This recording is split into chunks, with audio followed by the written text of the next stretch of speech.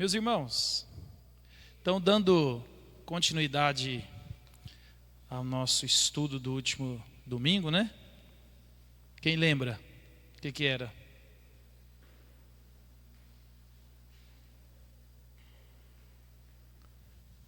O que era? Pode colar. Pelo menos a gente interage. Eu coloquei no grupo ontem à noite. Então, a gente começou a falar sobre uma visão bíblica do eu, né? E nós devemos ter uma visão correta de quem nós somos. Há um problema se você não entende quem você é, né? E a gente vê isso na vida hoje, né? Os coaches, eles têm ganhado muito dinheiro. Tem dia que eu fico pensando, por que eu não ganho dinheiro com coach, né? Porque é só você inflar o ego da pessoa.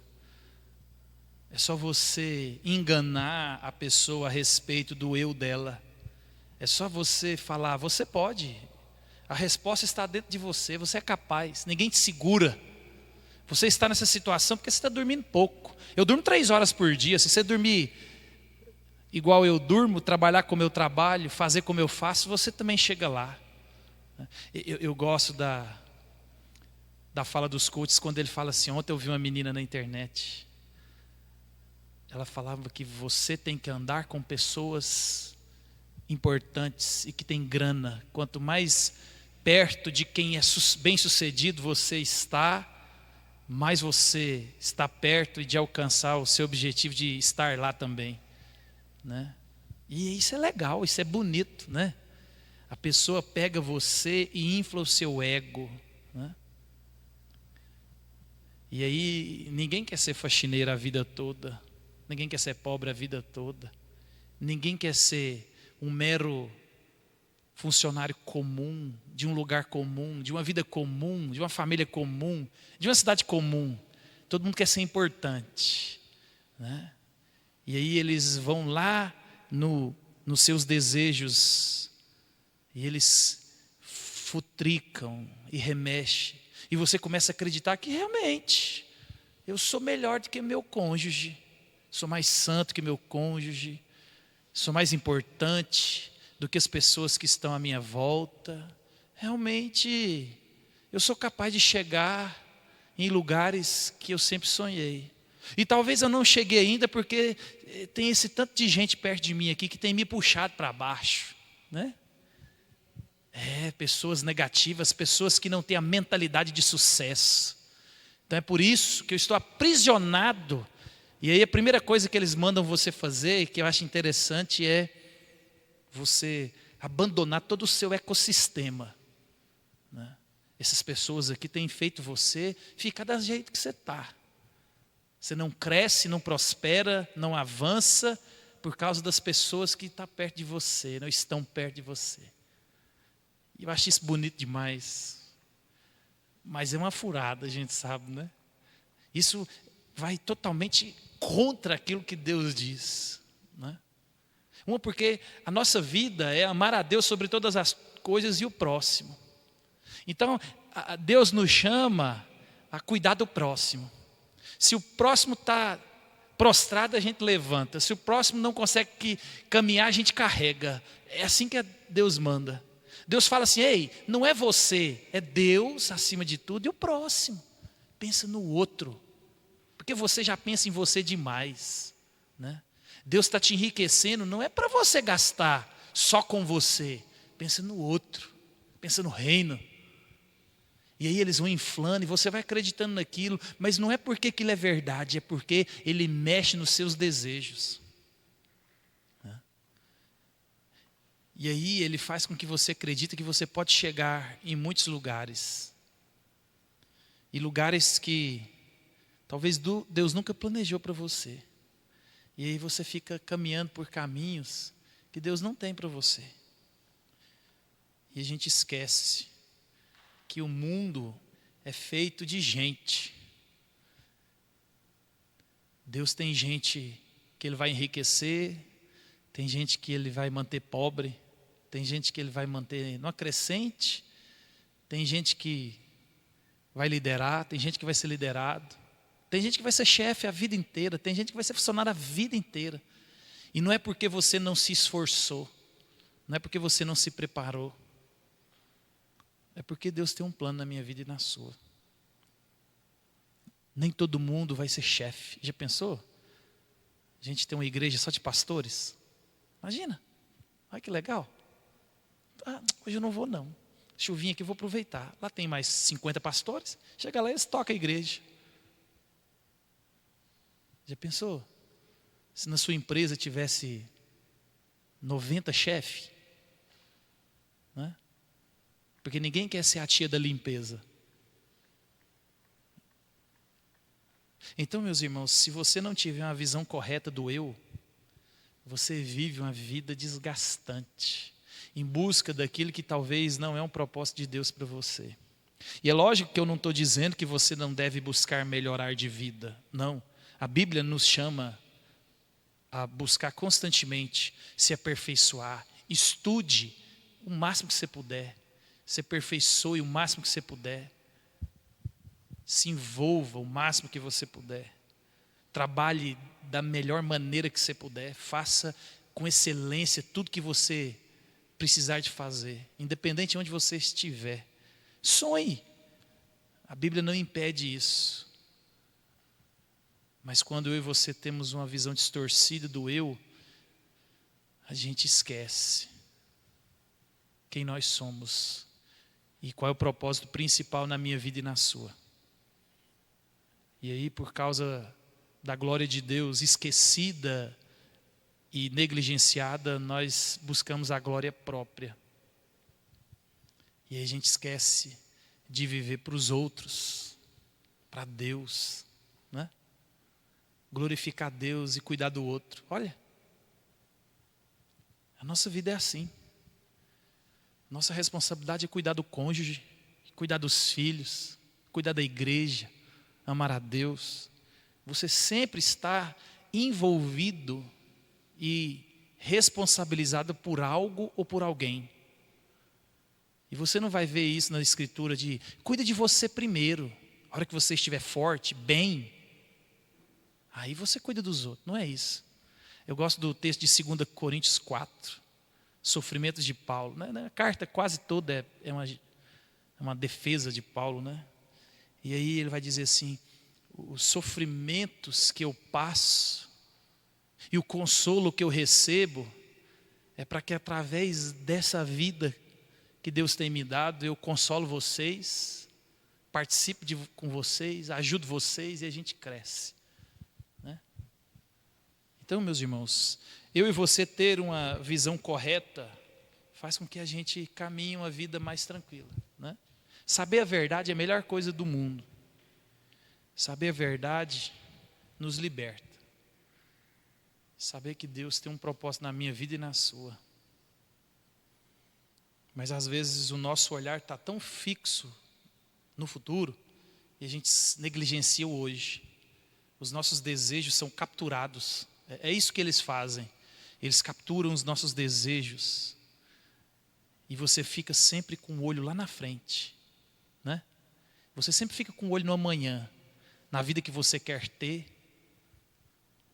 Conheço alguns que desenvolvem isso, e uma das ferramentas que eles usam é colar seus sonhos em lugares para você ver constantemente. E muitos colocam ali no guarda-roupa, na porta, para todo dia que você levantar, você olhar e já mentalizar o carro, o corpo, a vida, a conta que você quer ter. E aí eu conheço alguns e é legal você ver a cegueira. É legal no sentido de que é uma cegueira que a Bíblia diz que é, e a gente pode testificar. A pessoa cola um carro dos sonhos, cola um corpo dos sonhos, né? Eu já vi, por exemplo, um corpo sarado com a cabeça da pessoa. É legal, né? Aí uma casa, filhos lindos, perfeitos, um marido, né, e uma esposa desejável. E a pessoa esquece de olhar para o hoje. E a vista dela está constantemente lá na frente. E aí ela não faz nada para hoje. Não cuida de quem tem que cuidar hoje, não ajuda quem tem que ajudar hoje, não resolve a vida hoje. Tudo é olhando para frente. Porque ela acha ou pensa que o futuro está nas mãos dela. Essa é a maior mentira. Salomão tem mostrado para mim e para você que a realidade da morte é um fato inegável. E eu e você não sabemos se amanhã estaremos vivos. E eu e você iremos encontrar com Deus. E você está preparado para esse encontro? A nossa vida é isso. Por isso que é uma visão bíblica do eu, meus irmãos. Ela vai colocar eu e você no lugar correto. Ela vai trazer eu e você para a sintonia e para a frequência de Deus. E Deus é maravilhoso. Deus não nos ilude de quem nós somos. Por isso que nós vivemos por fé. E não vivemos por vista. Deus tem um plano na minha vida e na sua. E Ele desvenda todo dia de manhã o que eu e você temos que fazer. E é simples, só que eu e você às vezes não queremos enxergar. Você levanta cedo, você tem uma família para cuidar, você tem uma empresa para trabalhar, você tem gente pertinho de você, você tem Deus, e o dia é aquele qual Deus preparou. E às vezes a gente está com os olhos tão longe e esquece das pessoas que estão à nossa volta e das nossas responsabilidades, Mas nós vamos corrigindo a maneira que Deus vai nos instruindo, quem nós somos e qual o objetivo ao qual nós somos criados. Então vou dar uma revisão bem rápida, só para a gente, eu marquei aqui onde a gente parou, e aí a gente continua, só para a gente refrescar a memória. Então nós começamos dizendo que o homem, ele foi criado para Deus, Deus quem nos criou. Criou para quê? Para Ele. Pois nele foram criadas todas as coisas, nos céus e sobre a terra, as visíveis e as invisíveis, sejam tronos, sejam soberanias, quer principados, quer potestade. Tudo foi criado por meio dele e para ele. Nós fomos criados para Cristo. Nós fomos criados, meus irmãos, para Deus, para relacionar com Deus. Por isso que Salomão vem nos advertir na coisa mais importante na vida. É o encontro que você vai ter com o juiz de todas as coisas. Se tem uma coisa, Salomão vai resumir, a gente vai ver hoje à noite, se tem uma coisa que Salomão resume, todo o seu livro e tudo que ele está querendo mostrar para mim e para você é que se prepare para o grande encontro que você vai ter com o juiz, o grande juiz, o Deus soberano. Então a minha vida e a sua, ela deve estar sempre focada nesse encontro. E se eu e você não perdemos de vista que eu e você um dia estaremos diante desse juiz, a gente consegue regular a nossa vida diária, porque é para a glória de Deus. Então as respostas serão cada vez mais simplificadas do meu dia a dia. Então nós fomos criados para Deus, fomos formados pelo poder de Deus, como nós vimos, tanto o homem exterior, o nosso corpo, a nossa carne, quanto o nosso homem interior foram criados por Deus. De maneira íntegra, Deus nos criou, meus irmãos. E eu e você, nós fomos feitos à imagem de Deus. Imagina, em toda a criação, em tudo da beleza que a gente consegue observar na criação, nada foi feito como eu e você fomos feitos. Deus, Ele comunicou a sua imagem, seus atributos, ou alguns deles, comigo e com você. Você carrega a imagem de Deus. Você ama por causa de Deus. A nossa moralidade por causa de Deus. Tudo que nós temos vem de um Deus santo que comunica a sua imagem comigo e com você. E a nossa imagem deve refletir esse Deus ao qual nós somos parecidos. Por isso que a minha vida e a sua deve glorificá-lo e deve ser para constante adoração. Por isso que eu e você temos que regular a nossa vida constantemente. Eu tenho lido muito sobre isso e é interessante nós cairmos num engano de que a nossa vida nós amamos a Deus. E aí eu e você falam, não, você ama a Deus? Amo, claro. Mas a pergunta correta não é se eu e você amamos a Deus, porque de fato você vai dizer que ama a Deus. O fato da gente vir aqui hoje de manhã, a gente está mostrando que ama a Deus. Né? Mas a pergunta correta é, o quanto você ama a Deus? Que lugar da sua vida esse Deus ocupa? Porque eu e você amamos muitas coisas. E nós colocamos prioridades ou preferências, né? A gente ama isso mais do que aquilo. Então a gente também nesse bolo ama a Deus. Mas é o quanto. Porque se eu e você não soubermos o quanto nós amamos a Deus, aí a gente não consegue adorá-lo nem glorificá-lo. Porque o nosso coração é enganoso.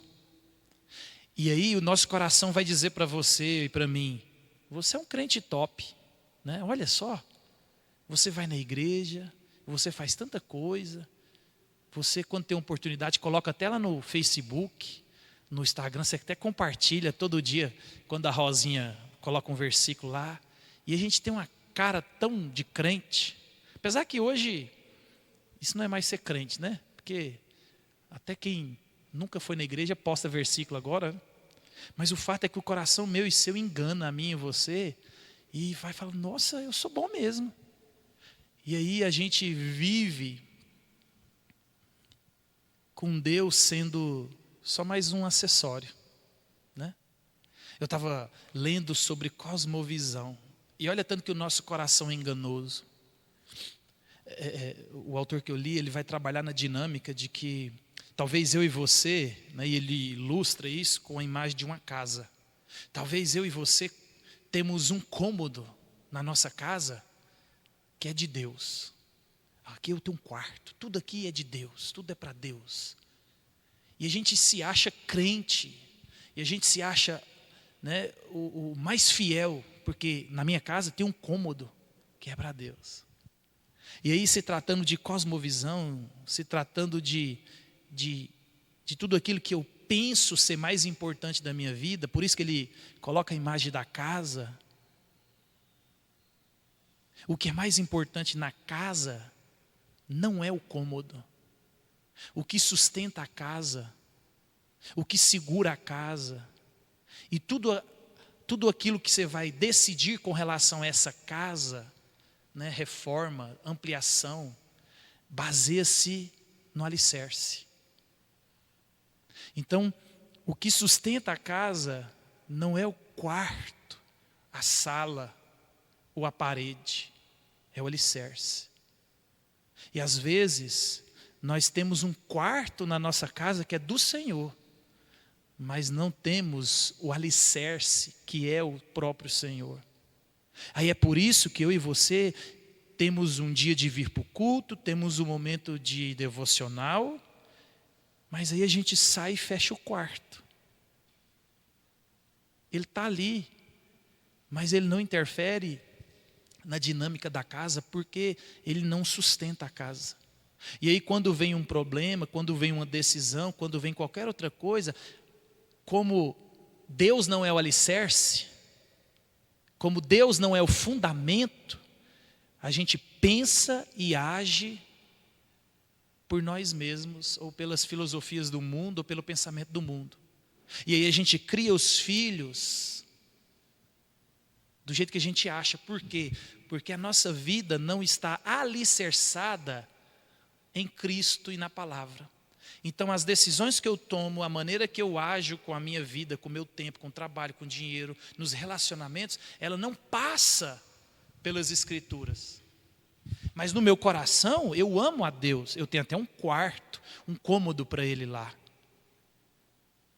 Só que quando a gente vai para a nossa vida vivida, as nossas decisões, os nossos pensamentos, eles não passam pelo filtro das Escrituras.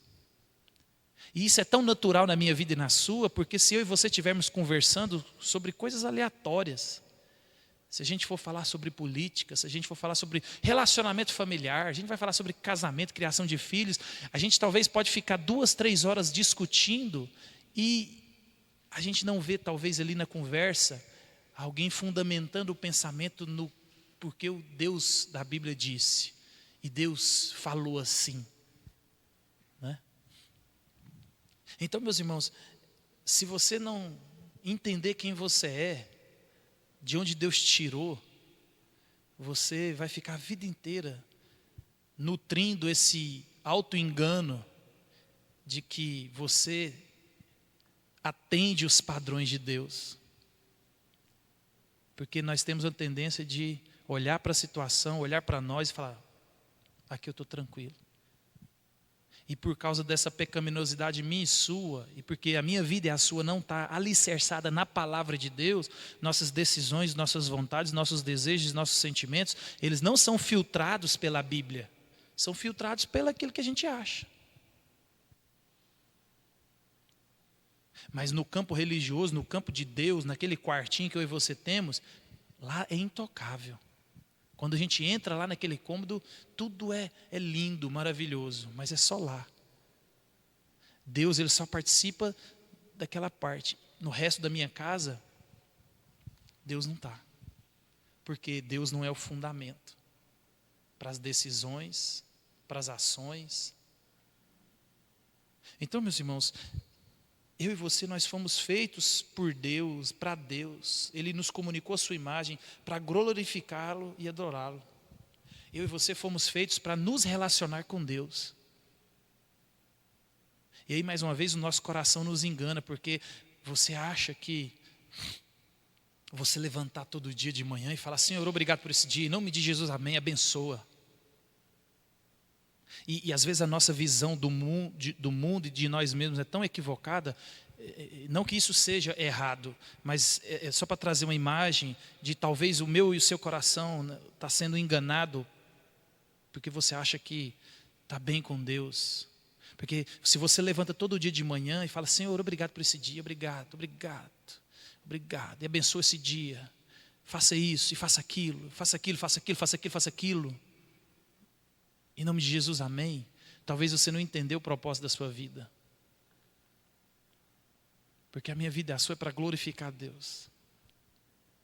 Os meus filhos e os seus é para glorificar a Deus. Como nós temos corrigido, como nós temos educado esses meninos, né? Como nós temos cuidado do cônjuge. Mas eu e você às vezes levanta todo dia de manhã na nossa devocional, é mais um protocolo do que uma adoração. E aí você não fala, Senhor, eu pequei. Eu estou com essa dificuldade, hoje eu vou para o mesmo lugar. Eu vou fazer a mesma coisa. Lá eu tenho um problema, ou lá tem algo que me faz pecar. Me guarda, me livra. Me perdoa. Me ajuda a ser isso. Me faz com que eu não perca os meus filhos de vista. Não faça com que eu perca meu cônjuge de vista. As minhas responsabilidades que o Senhor me deu para mim glorificar o Senhor. Porque principalmente para os homens, né? Os homens acham que pôs comida dentro de casa, ele fez tudo que ele deveria fazer, né? A mulher acha que se ela limpou, fez comida, lavou a roupa, ela fez tudo que ela deveria fazer. E aí a gente vai tocando a vida, sem pensar na glória de Deus, em tudo isso, nas implicações. E talvez não, é por isso que os nossos filhos, e eu vou usar a imagem dos nossos filhos, Porque os nossos filhos estão fora da igreja. Eles estão em rebeldia contra Deus, claro. Eles estão em rebelião contra Deus. Eles estão em rebelião até contra a nossa vontade. É fato. Mas a oportunidade que Deus deu para mim e para você, o controle que Deus deu para mim e para você com esses filhos, que é um controle curto, né? Eu já tenho uma filha de 19 anos, vai fazer. Davi já fez 9. A Júlia já perdeu o controle. É até a vida dela. E agora não adianta eu olhar para trás. Eu tenho que corrigir aquilo que eu errei com os outros, né? Porque uma já foi. Não volta mais. E eu glorifiquei a Deus nesse tempo curto que Deus me deu. Eu preocupei com a salvação, com a transformação, ou eu preocupei com o externo? Então, meus irmãos, é por isso que a vida diária, se a gente olhar com mais cuidado, a gente vai perceber que a nossa vida talvez está distante do ideal de Deus. E a gente cai no alto engano de que a nossa vida glorifica a Deus, nós adoramos a Deus e, na verdade, nós negligenciamos quase tudo que Deus colocou nas nossas mãos. Nós não assumimos as responsabilidades. Porque assumir responsabilidade dá trabalho. E a gente liga no piloto automático, né? Então, meus irmãos, nós fomos feitos para nos relacionar com Deus, para nos deleitar nele, para amá-lo, para obedecê-lo. Olha, deleitar em Deus. Você já se deleitou em Deus? Você já, assim, deitou num sofá ou sentou num lugar com algo que você pensou em Deus e se alegrou em Deus, independente da vida que você tem vivido, mas sim, fala, Deus, o Senhor é bom. E assim, de fato, você sentir alegria, deleite, prazer em Deus. Porque talvez a nossa vida não comunica esse prazer em Deus, né? A nossa vida é um constante, acaba a segunda-feira, chega a sexta-feira. Quando chega a sexta-feira, parece que você dorme na sexta, já acorda na segunda. E aí a gente acha. E aí quando você olha para o menino já tem 14 anos. Quando você olha de novo para o menino, ele já acordou e casou. Quando você olha de novo para a esposa ou para o marido, já está velho. E quando você olha de novo, você está doente. E aí você olha para trás, você se deleitou nessa vida? Você teve prazer no Deus ao qual você diz que você ama esse Deus, você obedece a esse Deus? Então nós fomos feitos, meus irmãos, para isso. Deus também nos fez responsável diante de Deus. Você é responsável por aquilo. Existem algumas verdades nas Escrituras, eu tenho lido um pouco sobre isso, e confesso que até hoje minha cabeça trava. Soberania de Deus e responsabilidade humana. Um Deus que faz tudo, um Deus que é o autor primário de todas as coisas, mas ao mesmo tempo eu sou responsável pela minha vida. São duas verdades, né? Vamos chamar isso de paradoxo. São verdades bíblicas. Deus controla tudo, está por trás de tudo, mas eu sou responsável por tudo. E às vezes nós temos a tendência de culpar pessoas, de justificar a nossa vida, o nosso comportamento, porque estou preparando um estudo para a gente entender um pouco essa dinâmica, né? Mas às vezes a gente vai olhando para a vida e a gente vai vivendo aquela autocomiseração de que eu sou refém da situação, da criação, dos pais, da vida, e daquilo outro, e daquilo outro, e daquilo outro. E nisso nós vamos sendo eximidos da nossa responsabilidade. Não estou querendo dizer que talvez a sua vida, o seu passado não foi doloroso. Foi, claro que foi. Mas ninguém, a não ser o próprio Deus, Ele tem esse poder suficiente. Mas é porque eu e você às vezes não queremos assumir as responsabilidades, nós fazemos como Adão e Eva. Eu sou assim porque você é assim. Se você não fosse assim, e aí a gente cai numa cegueira que é a cegueira da necessidade, né? Se isso acontecer, se eu tivesse isso, aí eu conseguiria viver assim. Mas como eu não tenho isso, eu não consigo viver assim. E aí fica fácil a gente colocar as nossas responsabilidades, né? E nós fomos feitos responsáveis diante de Deus, nós fomos feitos para depender dEle, para dominar abaixo dEle, para receber seu conselho e instrução. Meus irmãos, imagina, olha para você ver o nosso engano. Nós dizemos assim: eu creio na Bíblia, eu creio na suficiência da Bíblia, tudo que eu preciso, a Bíblia tem resposta, mas o último lugar, e se você for lá pelo menos, que a gente busca instrução, é da palavra de Deus.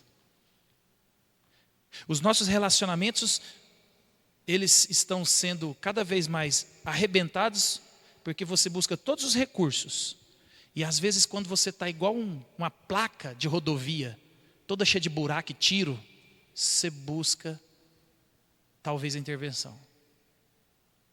Os nossos filhos, você tenta todos os métodos e recursos. Aí quando os nossos filhos estão igual uma peneira, a vida toda arrebentada diante de Deus, aí você vai recorrer à palavra de Deus. E aí é nossa responsabilidade. Por isso que Paulo vai dizer: de Deus ninguém zomba, aquilo que você planta, você colhe. Todo mundo quer ter filho bonito, bem-sucedido, crente, marido, esposa, crente, mas ninguém quer investir. Ninguém quer ter a responsabilidade de fazer. É uma das marcas da nossa pecaminosidade. Nós queremos tudo que é bom, mas não queremos pagar nada por isso. Então, meus irmãos, ninguém quer receber o conselho de Deus. Nós criamos os nossos filhos na admoestação e na instrução de quem? Do Senhor. Não é o que eu acho que é melhor para o meu filho, é o que Deus diz que é melhor para o meu filho. E aí, talvez a gente crie o nosso filho para ser bem sucedido fora e não dentro. Porque eu te garanto, que é o que a Bíblia diz, se o meu filho, o seu filho, for crente, genuíno em Cristo Jesus, fiel, ele vai ser bem sucedido. Nos relacionamentos, no trabalho, na vida. Agora, se os nossos filhos, eles forem enganados, achando que a vida se resume só ao dia que você nasceu e até o dia que você vai morrer, e tudo se resume a isso aqui, acabou. Eu estava conversando com uma pessoa e a gente foi falar sobre essa teoria da encarnação. Eu falei para ele: olha que loucura, olha que doideira, porque eles vão dizer que você vai evoluindo, né? Você vai encarnando para evoluir. Mas eu falei: olha que furada essa teoria, porque por mais rico que você seja, por mais pobre que você seja, por mais sábio que você seja, por mais instruído que você seja, independente de que posição ou status na sociedade você ocupa, quando você olha para a família do pobre, para os relacionamentos do rico, para a conta do contraste, independente quem é rico, quem é pobre, quem é feio, quem é bonito, quem tem, quem não tem, as aflições da alma são as mesmas. Aí eu falei assim: mas que graça tem? E que evolução é essa? Que eu vou vir me tornar uma pessoa melhor e eu vou ter o mesmo problema de casamento que o rico, o pobre, o feio e o bonito tem. Porque às vezes a nossa cegueira da necessidade fala assim: porque eu não tenho dinheiro. Então se eu tivesse dinheiro eu ia ser mais feliz. Se eu tivesse dinheiro eu ia ter e ter. Mas não. A diferença de um casamento fracassado de quem tem dinheiro e de quem não tem é que um chora dentro de um ônibus lotado e o outro dentro de um carro importado. Mas tudo é dor, tudo é perda, tudo é desgaste. Então, meus irmãos, nós temos que ensinar para os nossos filhos e para nós mesmos que o que é mais importante na vida é como eu e você vamos agradar esse Deus, como nós temos agradado a esse Deus, como nós temos servido a esse Deus. Aí eu mostrei também na ideia de teocentrismo e antropocentrismo ou humanismo. Olha tanto que é interessante, teve uma época em que Deus era o rei da nação, Deus governava, e ele tinha Moisés, levantou Josué, levantou juízes, e tudo que Deus queria, ele usava essas pessoas. Até que um dia chegou Israel e falou assim, ó, nós não queremos ser igual nós somos diferentes. As outras nações têm reis, nós queremos ser igual às outras nações. Mas o que eles estavam dizendo é, Deus, o Senhor não é suficiente para nos guiar. O Senhor não é tão poderoso e não tão bom assim. Então nós não queremos você ou o Senhor, nós não queremos o seu reinado, nós queremos um rei humano. Por isso que Deus, quando ele levanta Saul, ele é bonito, ele é alto, ele é forte. Porque era isso que as pessoas buscam, o exterior. E quando Deus escolhe Davi, que era o rei que ele tinha em mente, ele vai dizer para Samuel, eu não sou como vocês, eu olho o interior. O que importa para mim é o conteúdo de dentro e não o conteúdo de fora. A avaliação de vocês é totalmente errada. Então, meus irmãos, eu e você nascemos em pecado, a gente vai ver isso. Teve um dia que Deus nos resgatou. Teve um dia que Deus abriu meu olho e o seu, e a gente sai do poder das trevas. E eu não vou governar minha vida a partir de mim mesmo, mas a partir de Deus. Por isso que a gente vê esse antropocentrismo, o humanismo e o teocentrismo. Quem governa a minha vida é Deus. Os relacionamentos, a criação de filhos, o jeito que eu administro o tempo, o dinheiro, tudo é a partir do que Deus disse e instruiu. Será que nós queremos isso? Então, não sei se você está baixando aí. Nós somos pecadores por natureza. Nós somos pecadores por natureza. Eu nasci em iniquidade e em pecado me concebeu minha mãe. Nós, meus irmãos, por causa do pecado, nós fomos separados de Deus, merecendo julgamento, cegos quanto ao pecado, totalmente depravados, incapazes de mudar a si próprio. Não vou ler os textos agora, porque a gente já passou por eles semana passada. Meu irmão, você é incapaz de mudar você mesmo. E é interessante, olha a segredo da necessidade de novo, vamos voltar nela. Você é incapaz de mudar a si próprio, quanto mais o outro. Só que a gente se julga bom e o padrão das coisas. E a gente trabalha para mudar os outros.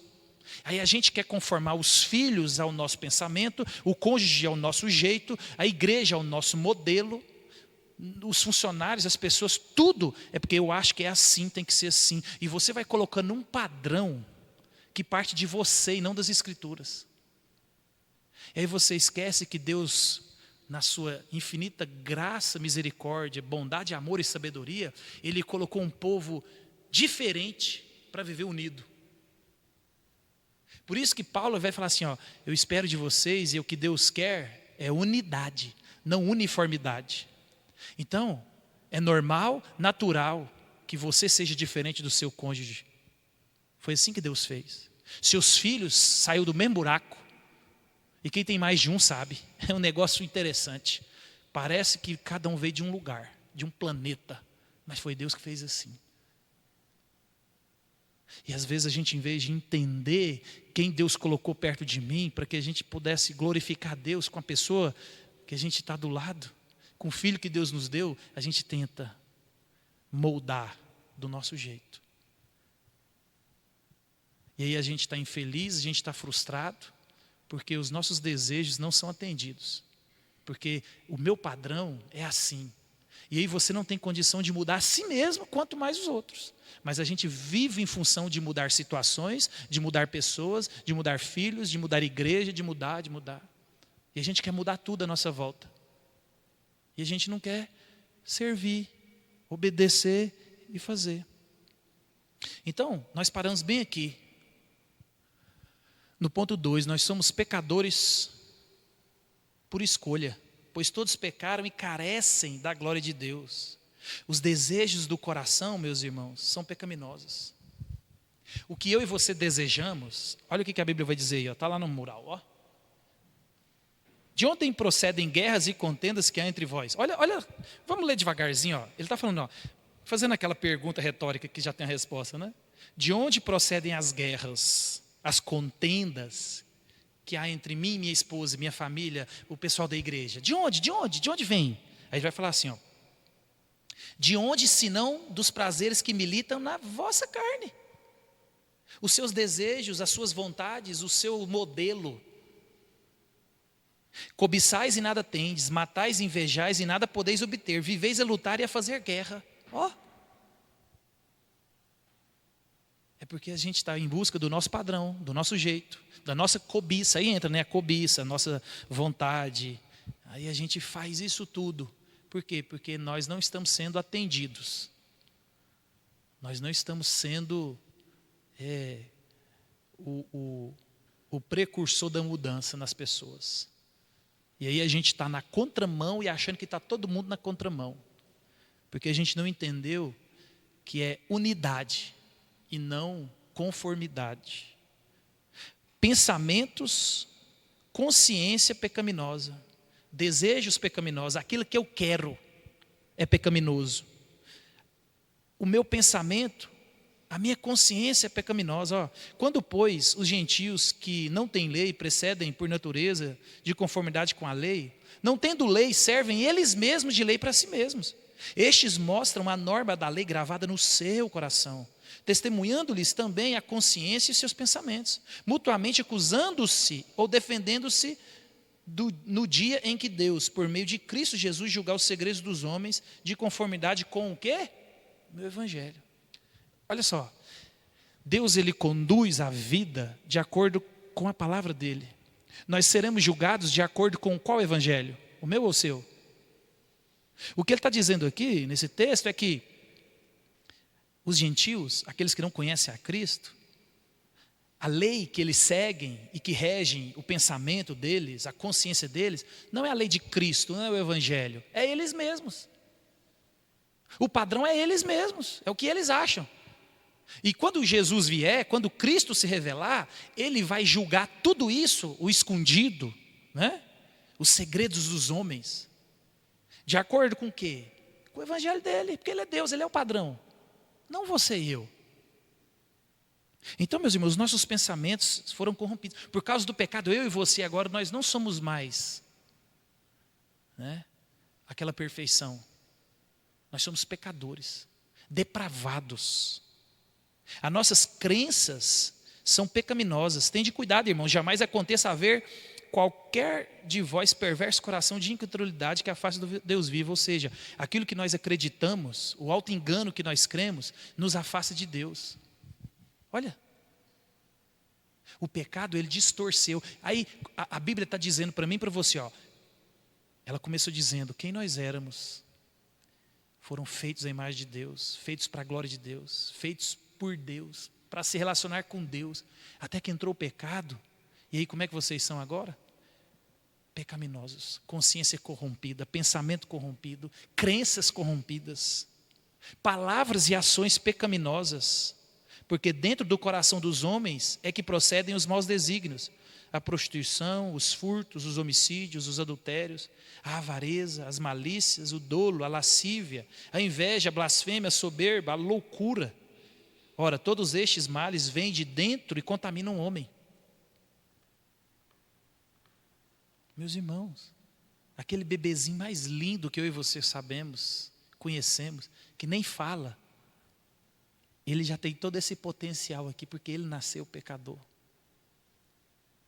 Por isso que ele dá tapa na cara da mãe, por isso que ele grita, morde o peito da mãe. Por isso que quando as suas necessidades não são atendidas, ele chora, ele esperneia. Porque ele não está preocupado com a mãe. Ele não quer a mãe, ele quer as suas necessidades atendidas. Eu e você é assim. Por isso que a Bíblia vai falar assim, vocês estão igual menino. Menino é assim, esperneia quando as suas vontades não são atendidas. precisamos crescer. Então, meus irmãos, a Bíblia vai dizer que o meu pensamento, o seu pensamento, nossas crenças, nossas palavras, nossas ações são pecaminosas. Idolatria pecaminosa. Eles mudaram a verdade de Deus em mentira. É isso que o texto vai dizer. Nós pegamos aquilo que era bom e deturpamos. Nós pegamos a criação que era para nos servir e começamos a adorar o que foi feito. Aquilo que foi para nós subjugarmos, nós começamos a adorar. E aí a gente, por causa da nossa pecaminosidade, de pensar só em nós mesmos, aquilo que era para me servir, agora eu sirvo. Eu vou dar o exemplo que eu sempre gosto de dar, que é o mais fácil para a gente entender. O descanso. Deus deu o descanso para me servir, para me atender. Mas aí eu pego o descanso, em vez de Ele me servir, me atender, eu coloco Ele no lugar de Deus. E aí a minha vida gira em torno de descansar. As decisões que eu tomo de ir ou não ir, de fazer ou não fazer, é baseado no descanso. Não precisa descansar. Você já viu alguém na Bíblia aposentar? Não tem. Davi estava velho, precisava de uma menina para esquentar ele, porque ele era velho.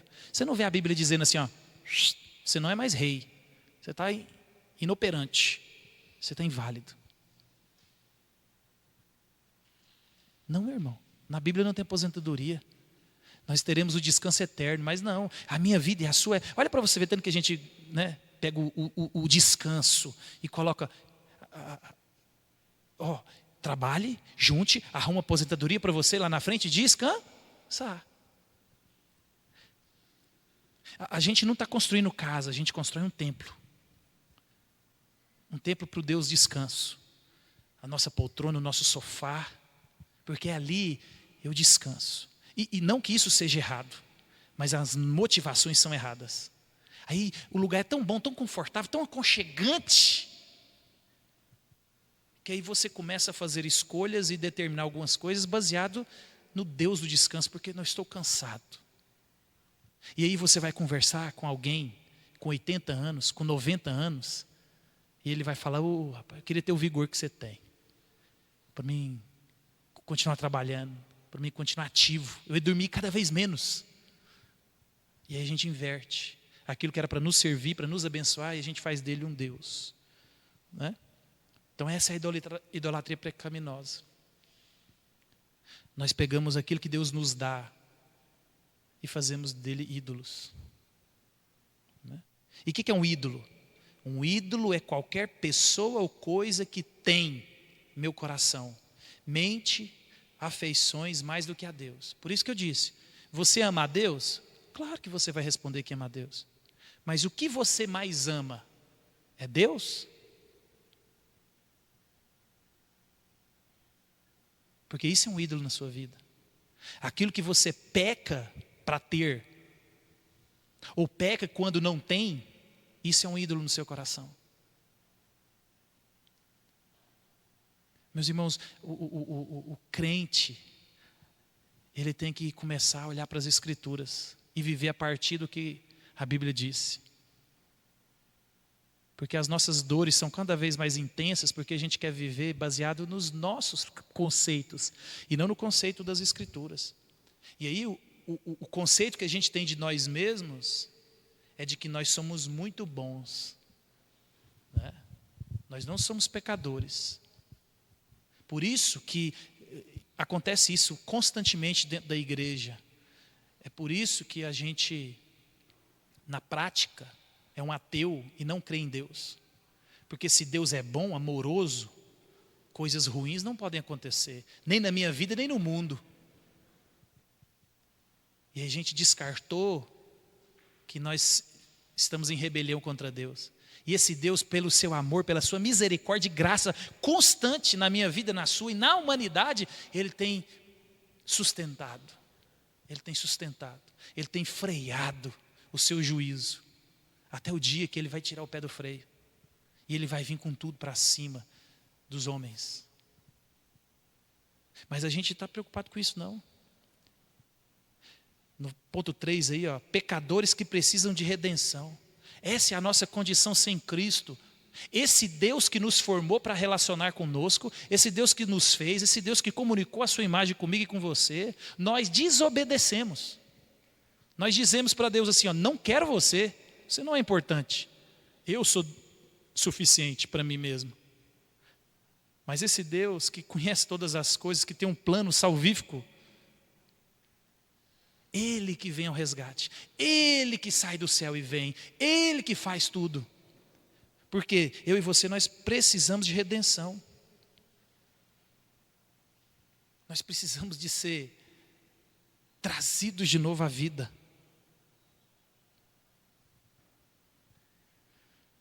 E somente Cristo pode nos remir.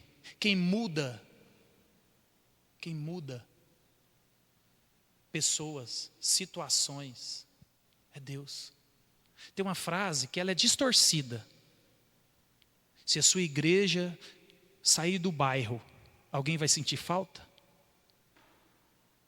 Se sua igreja é relevante para a cidade? E eu fico olhando para essas coisas, e a gente esqueceu que quem redime a cultura, a política, o mundo, as pessoas, não somos nós. A igreja é agente de preservação. Nós somos sal e luz. Sal preserva a carne de apodrecer em 2 dias, mas ela vai apodrecer. E a luz aponta para o caminho. E a gente fala assim, ai meu Deus, minha igreja não é relevante. Porque a gente acha que a gente tem que sair transformando a vizinhança. E a gente esquece que é Deus quem transforma, é Deus é quem faz, Deus é quem redime. E eu não estou querendo dizer que a igreja não tem que ser relevante em alguns pontos. Não é isso. Mas o problema é que o que frustra as pessoas é de achar e buscar. Por isso que as igrejas, e aqui em Lucas eu vejo um negócio que é perigosíssimo. Eu tenho percebido, a gente está caminhando aqui há mais tempo, né? As pessoas vão se envolvendo em assistencialismo social. E envolve política no negócio. Porque tem grana, ou lugarzinho bom para dar dinheiro para assistência, que é Lucas do Rio Verde. E a igreja vai entrando nesse negócio. E a igreja vai pegando aquele negócio como se fosse bênção, porque eu preciso de redimir esses meninos que estão na rua. Eu preciso de fazer alguma coisa, E aí a gente tem sabido de histórias, porque você vai colocando a igreja no lugar que ela não deve estar. E a igreja, em vez de sustentar o reino, a igreja busca recursos de fora. E a gente sabe, depois você pergunta para quem entende, o preço que se paga por se alinhar com os recursos do mundo. Então, meus irmãos, nós precisamos de redenção. Quem redime a sociedade, quem redime os meus vizinhos é Cristo, não eu. Não eu. Não eu. Porque se eu pudesse, estava todo mundo convertido. E nós já tínhamos quebrado essas paredes aqui, aumentado a igreja, nós já tínhamos comprado os 3 lotes aqui, mas não depende de mim, não é minha vontade, porque eu não transformo ninguém. E nós carecemos de Cristo, porque Ele transforma, Ele muda, Ele que traz vida. E aí, por causa dessa redenção em Cristo, agora eu e você que éramos pecadores, inimigos de Deus, agora nós temos nova posição em Cristo. Então, justificados, pois, mediante a fé, nós temos o quê? Paz com Deus. Por meio de quem? De Cristo. A redenção é por meio de Cristo. Quem faz é Cristo, tudo é por Cristo. Não é eu e você. Eu vou adiantar aqui que a gente termina. Então, em Cristo agora, porque é Ele que nos redime, Ele que nos transforma, nós temos nova posição. E o que é? Temos paz com Deus. Eu não sou mais inimigo. Minha posição agora é de paz. Fui adotado, sou filho. Nossa nova natureza em Cristo. Nenhuma condenação há para os que estão em Cristo. Meu irmão, isso, principalmente no contexto brasileiro, onde tem maldição hereditária, onde tem macumba, aquele negócio tudo que crente gosta. Essa é a maior verdade que eu e você temos que entender, crer e apropriar. Nenhuma condenação há para os que estão em Cristo. Nada e nem ninguém me separa de Cristo. Nada, nem morte, nem dor. O texto vai dizer. Nova singularidade em Cristo.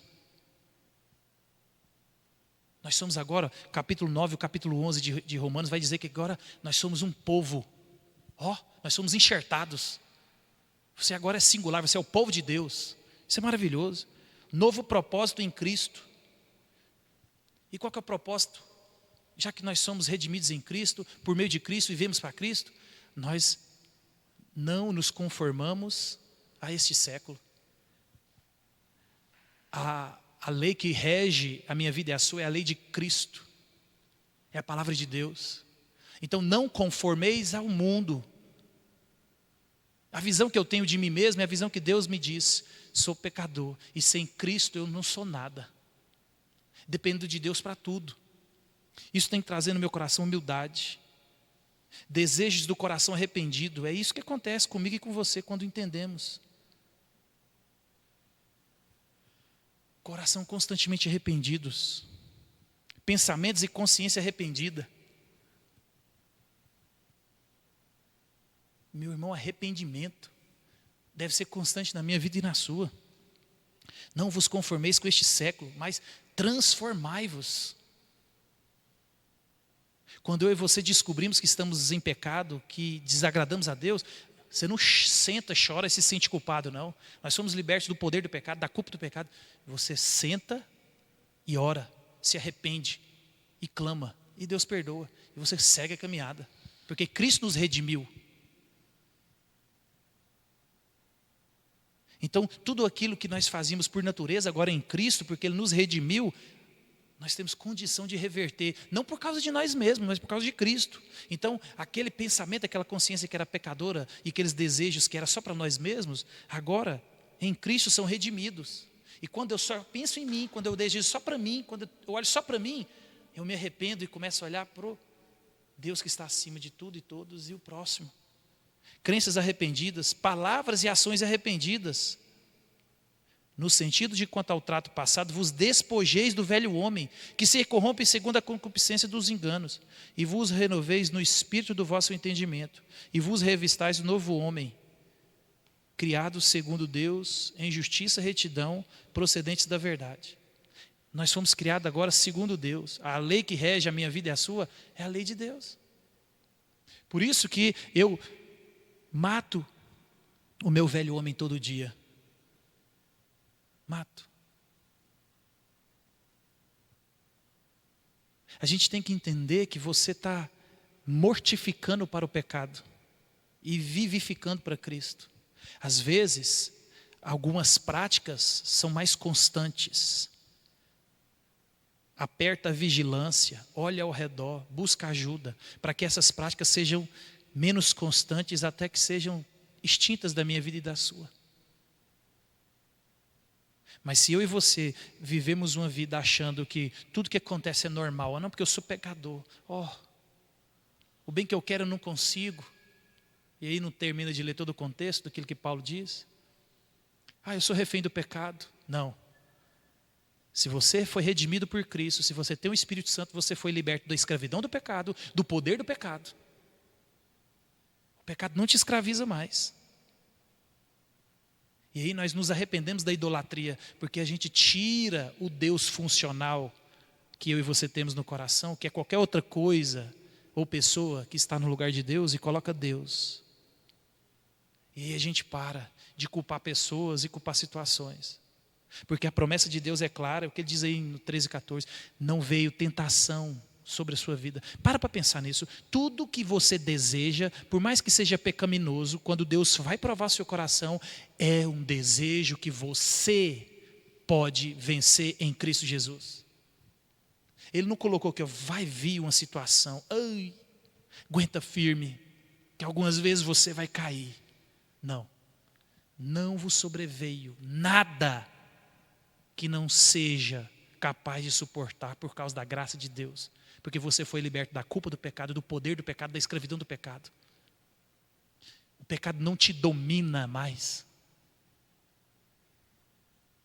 E toda vez que você for tentado a fazer qualquer coisa que desagrada a Deus, se você for na iminência de fazer, de pensar, de executar, ou de só alimentar na mente, você vai entender, eu paro aqui. Porque Deus, em Cristo Jesus, Ele me dá forças, me dá o auxílio, me dá o escape. É promessa. Porque tudo que acontece na minha vida e na sua, é o verso que está aqui que a gente vai ler para encerrar. E todo mundo gosta de falar ele para consolar, mas esquece da outra parte, né? Sabemos que todas as coisas cooperam para o bem daqueles que amam a Deus, daqueles que são chamados segundo o seu propósito.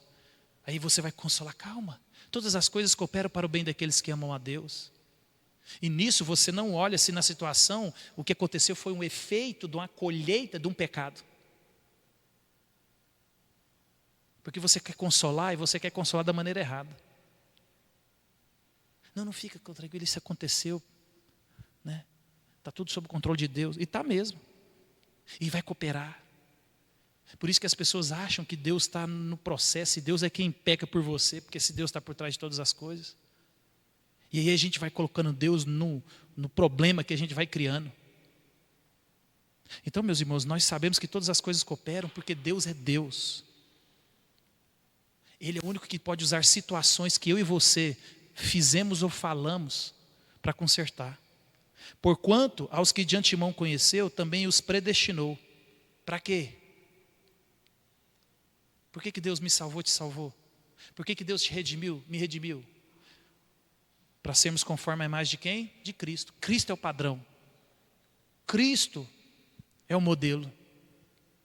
Todas as coisas acontecem na minha vida e na sua para que eu e você nos conformamos ao modelo que é Cristo.